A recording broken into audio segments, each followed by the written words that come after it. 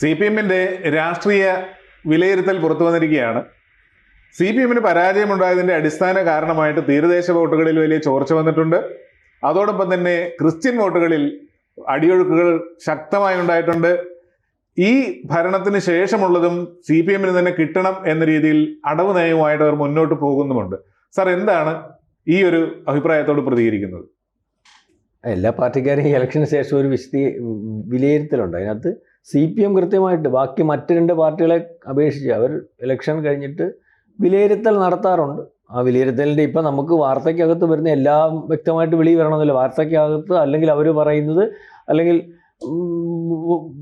വാർത്തയ്ക്കകത്തു നിന്ന് കിട്ടുന്ന റിപ്പോർട്ടെന്ന് പറഞ്ഞാൽ ന്യൂനപക്ഷ ഏകീകരണം അല്ലെങ്കിൽ ന്യൂനപക്ഷത്തെ ഒരു പക്ഷേ പാർട്ടിക്കെതിരായിട്ട് നിർത്തുന്നതിന് ന്യൂനപക്ഷത്തിനകത്ത് ചിലർ ശ്രമിച്ചതിൻ്റെ ഫലമായിട്ടാണ് ഈ പ്രാവശ്യത്തെ പഞ്ചായത്ത് തിരഞ്ഞെടുപ്പുകൾ UDF അധികാരത്തിൽ അല്ലെങ്കിൽ ഇത്രയും ഭൂരിപക്ഷം ഉണ്ടാക്കുന്നതിന് കാരണമെന്ന് പറയുന്നത്. അതായത് നമ്മൾ വിലയിരുത്തുന്നതല്ല, നമുക്ക് മനസ്സിലാവുന്ന നമ്മൾ പുറകോട്ട് പരിശോധിക്കുമ്പോൾ LDF UDF കേരളത്തിലെ സംവിധാനം എനിക്ക് തോന്നുന്നു അതൊന്നുമായിട്ട് അറിയാം. ഇവിടെ ന്യൂനപക്ഷത്തിൻ്റെ വോട്ട് കൊണ്ടാണ് ഇവിടുത്തെ കേരളത്തിലെ UDF പിടിച്ചിരിക്കുന്നത്. അത് മുസ്ലിം വോട്ടും ക്രിസ്ത്യൻ വോട്ടും മുസ്ലിം ലീഗും ഒരുപക്ഷെ കേരള കോൺഗ്രസുമായിരുന്നു. കേരള കോൺഗ്രസ് അതിൻ്റെ മൊത്തം അല്ലെങ്കിൽ UDF വരുമ്പോൾ അതിൻ്റെ മൊത്തത്തുക അങ്ങനെയായിരുന്നല്ലോ. അതിൻ്റെ ഭൂരിപക്ഷം വോട്ട് ആരുടെ?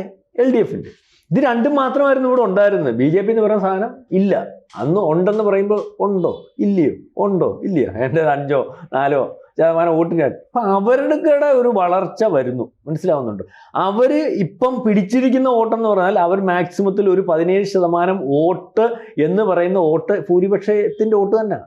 ഇനി അവർക്ക് മുന്നോട്ട് വരണമെങ്കിൽ ഇപ്പം പിടിച്ചതിനപ്പുറം ഈ അവരുദ്ദേശിക്കുന്ന അല്ലെങ്കിൽ BJPയെ സഹായിക്കാൻ സാധ്യതയുള്ള ഭൂരിപക്ഷ വോട്ടിന് അവർ പിടിച്ചതിനപ്പുറം ഭൂരിപക്ഷ ഏകീകരണം കേരളത്തിൽ നടക്കുന്നില്ല. കേരളത്തിൻ്റെ ഒരു പ്രത്യേകതയാണ്. ബാക്കിയുള്ള ജാതി ഈ രണ്ട് ക്രിസ്ത്യൻ ന്യൂനപക്ഷത്തിൻ്റെയും മുസ്ലിം ന്യൂനപക്ഷത്തിൻ്റെയും ഏകീകരണം പോലെ ഹിന്ദു ഏകീകരണം ഇവിടെ നടക്കത്തില്ല. ഈ 17% മാക്സിമമാണ്. അപ്പോൾ ഇനി അവർക്ക് വളരണമെങ്കിൽ അവരെന്ത് ചെയ്യണം? ഏതെങ്കിലും ഒരു ന്യൂനപക്ഷത്തെ കൂട്ടണം. അതിനകത്ത് BJPയുടെ കൂടെ എന്ത് വന്നാലും വരത്തില്ല എന്ന് പറഞ്ഞ് നിൽക്കുന്ന ഒരു ന്യൂനപക്ഷ മുസ്ലിമുകളെന്ന് അവർക്ക് മനസ്സിലായി. ഇപ്പോൾ ക്രിസ്ത്യൻ ഏകീകരണത്തിലേക്ക് ശ്രമിക്കുകയാണ്. പക്ഷേ ആ ഏകീകരണം അവിടെ സാധ്യമല്ലാതെ ആയി എന്നാണ് ഇപ്പം നമുക്ക് ഈ പഞ്ചായത്ത് തെരഞ്ഞെടുപ്പിൽ നിന്ന് മനസ്സിലാവുന്നത്. ക്രിസ്ത്യാനി നല്ല വൃത്തിയായിട്ടൊന്ന് പറ്റിച്ചിട്ടുണ്ട്. ഞങ്ങൾ നിങ്ങളുടെ കൂടെയൊക്കെ ഉണ്ട്, അല്ലെങ്കിൽ ഞങ്ങൾക്ക് അറപ്പില്ല, വെറുപ്പില്ല, അല്ലെങ്കിൽ ഞങ്ങൾക്ക് BJP ഞങ്ങളുടെ കൂടെ നിന്നാലും കുഴപ്പമില്ലെന്നൊക്കെ പറഞ്ഞതേ ഉള്ളൂ. വോട്ട് വന്നപ്പോൾ നമ്മൾ കോട്ടയം പരിശോധിക്കുമ്പോൾ, ഇടുക്കി പരിശോധിക്കുമ്പോൾ, തീരദേശം പരിശോധിക്കുമ്പോൾ, മറ്റുമിടത്തും പരിശോധിക്കുമ്പോൾ, അല്ലെങ്കിൽ തിരുവനന്തപുരം ഉൾപ്പെടെ ഉള്ളത് വടക്കോട്ടും പരിശോധിക്കുമ്പോൾ BJP താല്പര്യമെടുത്ത് അല്ലെങ്കിൽ സഭയുടേതാണെന്ന് പറഞ്ഞിട്ട് നിർത്തിയ സ്ഥാനാർത്ഥികളെ പോലും അവർ തോൽപ്പിച്ചിട്ടുണ്ട്. രണ്ടാമത് ഈ പ്രദേശങ്ങളിലൊക്കെ തീരദേശത്ത് UDF-ന് മുന്നേറ്റം, കോട്ടയത്ത് മുന്നേറ്റം, ഇടുക്കിയിൽ മുന്നേറ്റം, പത്തനംതിട്ടയിൽ മുന്നേറ്റം, അത് ക്രിസ്ത്യാനി ഉള്ളടത്തെല്ലാം മുന്നേറി. വടക്കോട്ടറിയാമല്ലോ, മുസ്ലിമിൻ്റെ അടുത്ത് അവിടെ മുന്നേറി. പക്ഷേ വെള്ളാപ്പള്ളിയും കൊണ്ട് പിണറായി വിജയൻ നടത്തിയിരിക്കുന്നു പറഞ്ഞ പ്രസ്ഥാനം എനിക്കറിയത്തില്ല അതിനെപ്പറ്റി. വെള്ളാപ്പള്ളി പറയുന്നത് വെള്ളാപ്പള്ളിയുടെ സംസാരമാണോ, അത് പിണറായി എൻ്റെ പുറയിൽ നിന്ന് പറയിക്കുന്നതാണോ? മാധ്യമങ്ങൾ പറയുന്നത് വെള്ളാപ്പള്ളി പറയുന്നതെല്ലാം പിണറായി പറയുന്നത്. അതിനകത്ത് ഉദ്ദേശം ഉണ്ടായിരുന്നു. ഇവർ ഭയന്നിരുന്നത് പോലെ കഴിഞ്ഞ ലോക്സഭാ തിരഞ്ഞെടുപ്പിൽ ഈ പറയുന്ന അവരുടെ കയ്യിൽ നിന്ന് BJPയിലേക്ക് പോയ വോട്ട് തിരിച്ചു പിടിക്കുന്നതിന് വേണ്ടി ശബരിമല സർക്കസ് കാണിച്ചായിരുന്നല്ലോ. നേരത്തെ ശബരിമലയിൽ ഒരു സർക്കസ് CPM കാണിച്ചത് പൊളിഞ്ഞു പോയി. കാരണം ശബരിമല പെണ്ണുങ്ങളെ കയറ്റി. അതിന് മാപ്പ് പറഞ്ഞിട്ട് ഞങ്ങളിപ്പോൾ ശബരിമലയുടെ കൂടാണ്. പിണറായി വിജയൻ പറഞ്ഞു തത്വമസി, ഞാനാണ് അയ്യപ്പൻ എന്നൊക്കെ പറഞ്ഞു. ഗോവിന്ദൻ പറഞ്ഞു ഇവിടുത്തെ വിശ്വാസികളുടെ കൂടെ തന്നെയാണ്. ഇതിനു മുമ്പ് അങ്ങനെ പറഞ്ഞാൽ പാർട്ടിക്കകത്തുനിന്ന് പുറത്തു വന്നവർ എങ്ങനെയൊക്കെ പറഞ്ഞ് നിർത്തിയിട്ടും ശബരിമല കൊള്ള വന്നു. അത് CPM ഇതുവരെ പിടിച്ച നേതാക്കന്മാരൊക്കെ CPM-ൻ്റെ. അപ്പോൾ അവിടെയും ഈ പറഞ്ഞ അവരുടെ കൂടെ നിന്ന വോട്ട് ലോക്സഭയിൽ പോയത് BJPക്കകത്ത് നിയമസഭയിലെങ്കിലും പോകാതിരിക്കാൻ അല്ലെങ്കിൽ പഞ്ചായത്ത് തിരഞ്ഞെടുപ്പിലെങ്കിലും പോകാതിരിക്കാനുള്ള ശ്രമം വിഫലമായി. അതായത് ഭൂരിപക്ഷ ഏകീകരണം, ഇവരുടെ കൂടെ നിൽക്കുന്ന വോട്ട് ഒരു പക്ഷേ CPM-ൻ്റെ കൂടെ നിന്നില്ല എന്നുള്ളതും അപ്പുറത്ത് അവർ വിചാരിച്ചതുപോലെയല്ല പഴയ ഏകീകരണം നടന്നിരിക്കുന്നു. അതായത് അടുത്ത പ്രാവശ്യം ഇതാണ് റിസൾട്ടെങ്കിൽ, പോക്കാണ് പോകുന്നതെങ്കിൽ, ഇതേ പാറ്റേണാണ് വോട്ടെങ്കിൽ തീർച്ചയായിട്ടും UDF അധികാരത്തിൽ വരും. ഇതിൻ്റെ വിലയിരുത്തൽ അതെങ്ങനെ ഓവർകം ചെയ്യാം. അപ്പം പിന്നെ CPI വന്നിട്ടുണ്ടല്ലേ സാറേ? CPI പറഞ്ഞിട്ടുണ്ട് എല്ലാം കുഴപ്പമാണ്, ശബരിമല കുഴപ്പമാണ്, PM ശ്രീ കുഴപ്പമാണ്. CPI ചെയ്ത പരിപാടി അത്. ആരും അറിയാതെ പോയിരുന്ന സാധനം PM ശ്രീ എന്ന് കൊണ്ടുവന്നിട്ട് ഇടയ്ക്ക് ഒരു ഗ്ലാമർ വരുത്തണമല്ലോ. കാരണം പാർട്ടി സമ്മേളനം നടന്നപ്പോൾ പാർട്ടിക്കകത്ത് ചർച്ച വന്നു. ആരാണ് CPM-നോട് ഒത്തുകളിക്കുന്നു, CPM-ന്റെ ഭാഗമാകുന്നു. CPI-ക്ക് പ്രത്യേക ഇമേജ് പണ്ടുണ്ടായിരുന്നു, ഇപ്പം CPI-ക്ക് ആ ഇമേജ് ഇല്ല. ഇപ്പം ബിനോയ് വിശ്വം വന്നപ്പോൾ തീരെ ഇല്ല. ആ ഇമേജ് തിരിച്ചു പിടിക്കണം. ബിനോയ് വിശ്വം ഈ സെക്രട്ടറി ആയി കഴിഞ്ഞാൽ പുള്ളി ഇമേജ് തിരിച്ചു പിടിക്കാൻ വേണ്ടി കൊണ്ടുവന്നതാണ്. PM ശ്രീ തെറ്റാണ്. ഇതെല്ലാം കൂടെ ജനം വിചാരിച്ച് ഏതാണ്ട് PM ശ്രീ എന്ന് പറഞ്ഞാൽ ലോകത്തിലെ ഏറ്റവും വലിയൊരു പുഴുക്കൊത്ത് സാധനമാണ്. ഇതിവിടെ വന്നു കഴിഞ്ഞാൽ ഇവിടുത്തെ മൊത്തം ആൾക്കാരെ ഇല്ലായ്മ ചെയ്ത് കളയും. BJP-യുടെ ഏതാണ്ട് സാധനം. ഇതെല്ലാം ഇവരെല്ലാം കൂടെ കിളന്ന് അങ്ങോട്ടും ഇങ്ങോട്ടും കളിച്ച കളിയാ. അവസാനം ജനത്തിന് ഈ കളി മടുത്തു, അല്ലെങ്കിൽ ജനം ഇതിന് ഇതല്ല. അപ്പൊ ഇനിയും എന്ത് ചെയ്യണം എന്നുള്ള ആലോചനയുടെ ഭാഗമായി കാര്യം കണ്ടുപിടിച്ച കാര്യമൊക്കെ കറക്റ്റാ. പക്ഷെ ഈ കണ്ടുപിടിച്ച കാര്യത്തിനകത്ത് അവർ ഒരു കാര്യം മാത്രമാണ് തെറ്റ്. പുറേ നിന്ന് ആരാണ്ട് എന്തുവാ CPM കണ്ടുപിടിച്ചേക്കുന്ന പുറമെ നിന്ന് ആരാണ്ട് ന്യൂനപക്ഷങ്ങൾക്ക് അകത്തോട്ട് കയറി CPM-നെതിരാക്കാൻ. CPM-നെതിരാക്കാൻ CPM-ന്റെ മാത്രം ജോലി മതി, ജനങ്ങളെ എതിരാക്കാൻ.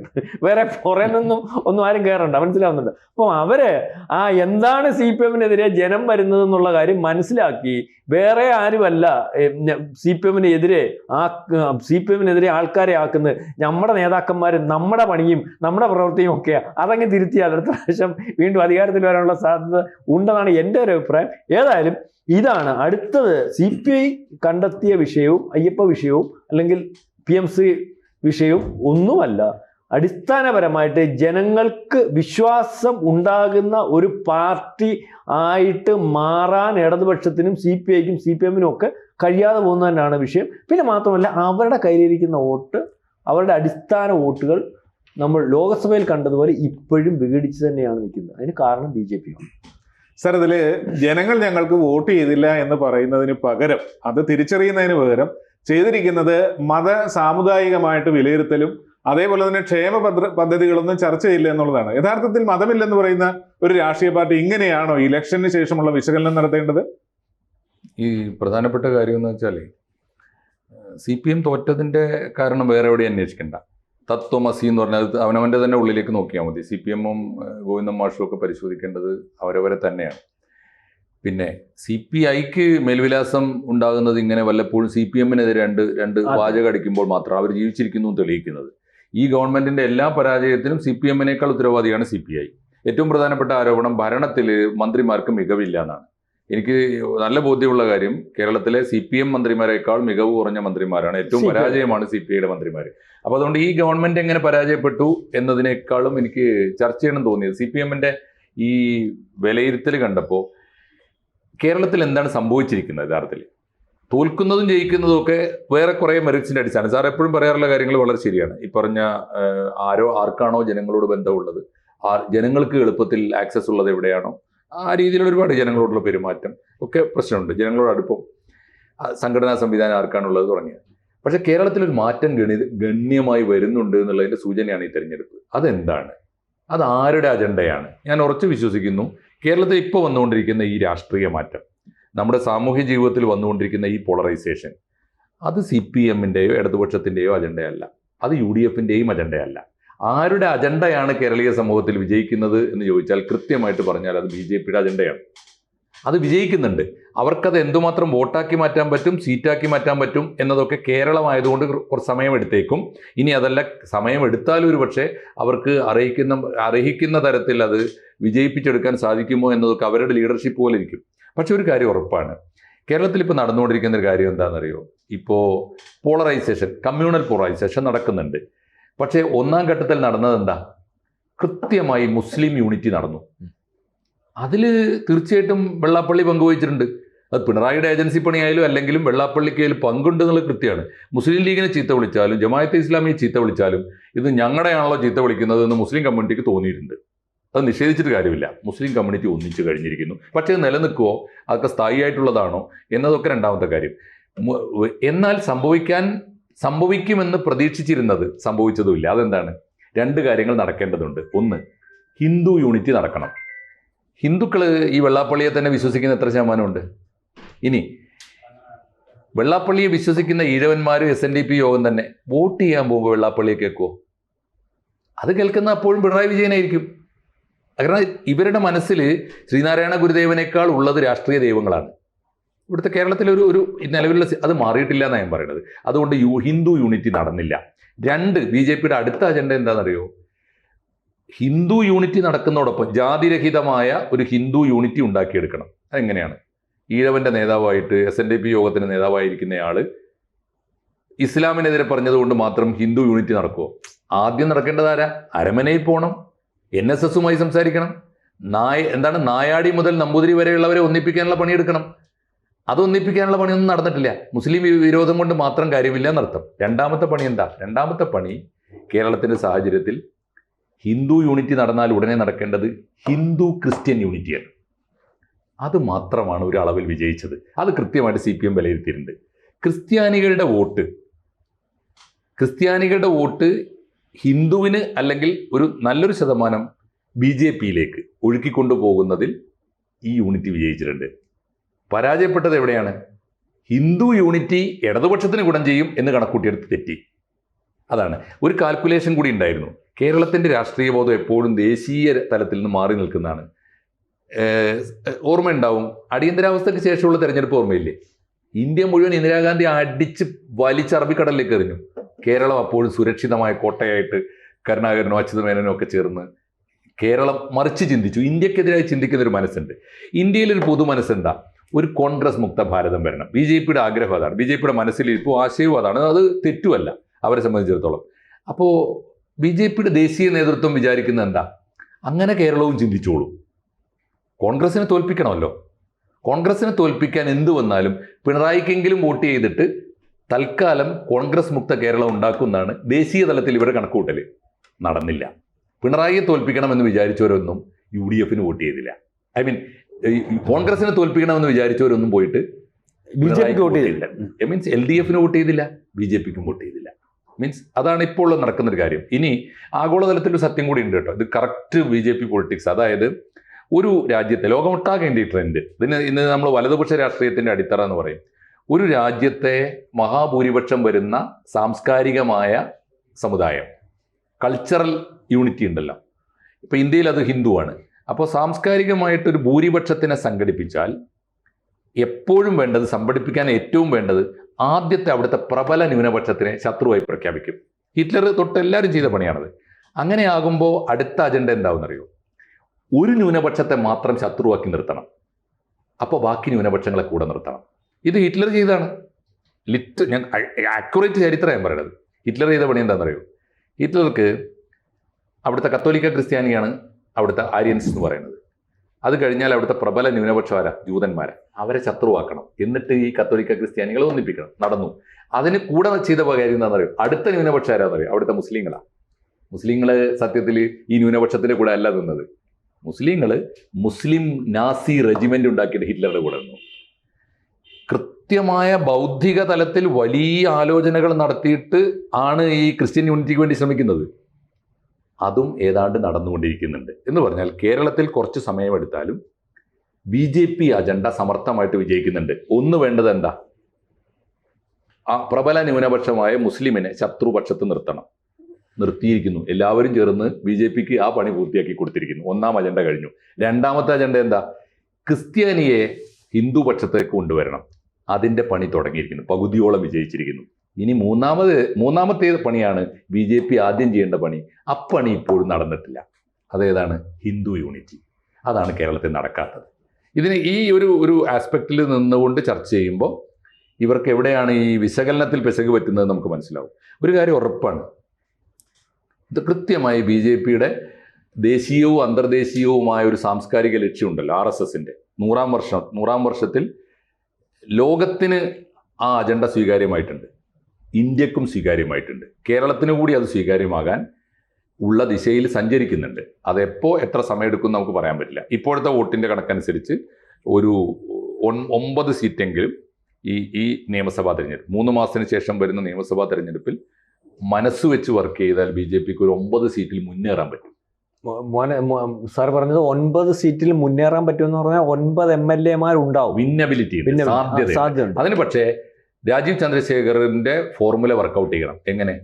വിന്നബിൾ ആയ കാൻഡിഡേറ്റിനെ നിർത്തണം. സാർ എപ്പോഴും പറയുന്നതാണ്, പാർട്ടിയില് ഇരുന്ന് ഇവന്റെ തഴമ്പ് വന്നിട്ടുണ്ടോ എന്നല്ല നോക്കുന്നത്. അതെ, പാർട്ടിക്കപ്പുറം ജനങ്ങൾ നോക്കുമ്പോൾ ഇയാൾക്ക് വോട്ട് ചെയ്താൽ അല്ലെങ്കിൽ അത്തരത്തിൽ വോട്ട് ചെയ്താൽ കുഴപ്പമില്ല. ഇപ്പൊ നമ്മുടെ ഒരു ഉദാഹരണം ശ്രീലേഖ IPS. അല്ലെങ്കിൽ അതുപോലെ ജനകീയം അതാണ്, അതെല്ലാം ഒരു പുതിയ മുഖമാണ്. ആ മുഖമുണ്ട്. അപ്പൊ കൊണ്ടുവന്നാല് ഒരു ഈ പറയുന്നത് പോലെ ഈ അവരുദ്ദേശിക്കുന്നത് എനിക്ക് അവരുടെ അല്ലെങ്കിൽ അവരുടെ കാൽക്കുലേഷൻ ഏറ്റവും മുറുകെ ഏറ്റവും നല്ലതുപോലെ വളരെ വൃത്തിയായിട്ട് വർക്ക് ചെയ്താൽ ഒരു 20 MLA-മാരെ വരെ എത്തിക്കാൻ സാധിക്കുമെന്നാണ് BJP പറയുന്നത്. അത് എത്രത്തോളം ഉണ്ടെന്ന് അറിയത്തില്ല. ഇപ്പോഴത്തെ വോട്ടിംഗ് പാറ്റേൺ വെച്ച് നോക്കുമ്പോൾ തന്നെ 5 MLA-മാർ ഒക്കെ മാക്സിമം എന്നാണ് പറയുന്നത്. അതിനകത്ത് ഇപ്പോൾ സാറ് പറഞ്ഞു 9 എന്ന് പറഞ്ഞു. അവരാ പറയുന്നത് വൃത്തിയായിട്ട് പണി ചെയ്താൽ 20 MLA-മാരെ BJPക്ക് ഉണ്ടാക്കാൻ സാധിച്ചാൽ അടുത്ത പ്രാവശ്യം പ്രമുഖ പ്രബല പ്രതിപക്ഷമാവും. കാരണം LDF അധികാരത്തിൽ വരികയും 20 MLA-മാരെ BJPക്ക് ഈ പറയുന്നത് പോലെ ഉണ്ടാക്കാൻ സാധിക്കുകയും ചെയ്താൽ അടുത്ത പ്രാവശ്യം പ്രതിപക്ഷം ശരിക്കും പറഞ്ഞാൽ BJP ആയിരിക്കും. ഈ പ്രാവശ്യമല്ല, ഈ പ്രാവശ്യം ഈ 2026 കാര്യമല്ല ഞാൻ പറഞ്ഞു. 2026 20 വന്നാൽ അതിൻ്റെ അടുത്ത പ്രാവശ്യം ഭരണത്തിൽ വരാൻ അതേ ഒരു BJP ഉദ്ദേശിക്കുന്നുള്ളൂ. കാരണം ഇപ്പൊ ഒരു 15-20 കൊല്ലത്തിനാകും അതേ BJP ഉദ്ദേശിക്കുന്നുള്ളൂ. ആ രീതിയിലേക്ക് കാര്യങ്ങൾ വർക്കൗട്ട് ആവും. പക്ഷേ ഈ പ്രാവശ്യം ഈ പറഞ്ഞ തിരുവനന്തപുരം കോർപ്പറേഷൻ പിടിച്ചതുപോലെ തന്നെ BJPക്ക് വർക്ക് ചെയ്യണമെന്നില്ല, BJPക്ക് MLA-മാരുണ്ട്. തിരുവനന്തപുരം കോർപ്പറേഷൻ പിടിക്കാൻ അവർ ദീർഘകാലമായിട്ട് ആഗ്രഹിക്കുന്ന കാര്യമല്ലേ. അതുപോലെ BJPക്ക് ഇവിടെ MLA-മാരുണ്ടാകണം. തിരുവനന്തപുരത്ത് 2 സീറ്റ് അവരിപ്പോ വോട്ടിന്റെ കണക്കിലുണ്ട്. വോട്ടിന്റെ കണക്ക് നേരത്തെ ഉണ്ട് സാറേ. വോട്ടിന്റെ കണക്കിൽ ഈ നേമത്ത് എന്നേ ഉണ്ട്, ഏതാ വട്ടിയൂർക്കാവിൽ എന്നേ ഉണ്ട്. പക്ഷേ അതിന്റെ പ്രശ്നം ഇതുകൂടിയാണ്. സാറ് പറഞ്ഞ എന്താ കുഴപ്പമെന്ന് വെച്ചാൽ, ഒന്ന് അത് പിടിക്കാനുള്ള ശേഷി ഇവർക്ക് കൂടി വേണം, ഈ പാർട്ടി ലീഡർഷിപ്പിന് വേണം. കയ്യിലുള്ളത് കളഞ്ഞുകൊണ്ടിരിക്കുന്ന ഒരു സാഹചര്യം ഇപ്പുറത്തുണ്ടേ, അതും കൂട്ടത്തിൽ നമ്മൾ കാണണം. ഈ തദ്ദേശ സ്വയംഭരണ തെരഞ്ഞെടുപ്പിൽ തിരുവനന്തപുരം പ്രതീക്ഷ ഉയർത്തുന്നു. 2 സീറ്റിന്റെ സാധ്യത, നേമത്തും വട്ടിയൂർക്കാവും വിജയ സാധ്യത കാണിക്കുന്നു. എന്നാൽ ഈ 1 കൊല്ലം മുമ്പ് നടന്ന ലോക്സഭാ തെരഞ്ഞെടുപ്പിൽ കാണിച്ച സാധ്യതകളൊക്കെ പുറകോട്ട് പോകുന്നു. തൃശ്ശൂരിലെ ലോക്സഭാ മണ്ഡലത്തിലെ നിയമസഭാ മണ്ഡലങ്ങൾ എടുത്തു നോക്കൂ, മുഴുവനും പോയി. ഇപ്പൊ പോയി. അപ്പൊ 1 കൊല്ലം കൊണ്ട് ഇങ്ങനെ പോകാമെങ്കിൽ അടുത്ത 3 മാസം കഴിയുമ്പോൾ എന്തായിരിക്കും? പന്തളം കളഞ്ഞു, പാലക്കാട്ടെ സ്ഥിതി മോശമായി, മഞ്ചേശ്വരം പോലും, ഞാൻ പറയുന്ന വടക്കോട്ടും സീറ്റുകളിൽ സാധ്യതയുണ്ട്. അപ്പോൾ ഇത് എല്ലാവരുടെയും ഒരു ഐ ഓപ്പണറാണ്. ഇപ്പോൾ CPM-ന്റെ വിലയിരുത്തൽ എന്തൊക്കെ പറഞ്ഞാലും ഇപ്പോഴത്തെ ഈ വിലയിരുത്തൽ കുറച്ച് സത്യസന്ധമാണ്. ആ വിലയിരുത്തൽ ശരിയുമാണ്. പിന്നെ അവർക്ക് അവരുടെ ഭാഷയിലല്ലേ പറയാൻ പറ്റുള്ളൂ. ആ ഭാഷ നമുക്ക് ഒരു പൊതുഭാഷയിലേക്ക് മാറ്റിയെടുത്താൽ ഇത് ഏറ്റവും വലിയ പാഠമാകേണ്ടത് BJPക്കാണ്. BJP ലീഡർഷിപ്പ് അത് കണ്ണു തുറന്ന് കാണുമോ എന്നുള്ളത് നമുക്ക് കാത്തിരിക്കാം. ശരി. ABC മലയാളത്തിൻ്റെ കൂടെ ABCക്ക് ഒരു ഹിന്ദി ചാനലുണ്ട്, ABC ഹിന്ദി. അത് സബ്സ്ക്രൈബ് ചെയ്യണം, നിങ്ങൾ വരിക്കാരാകണം. കൂടുതൽ വാർത്തകളും വിശേഷങ്ങളും നിങ്ങളിലേക്ക് എത്താൻ ABC മലയാളം സബ്സ്ക്രൈബ് ചെയ്യുക, ബെൽ ബട്ടണും അമർത്തുക.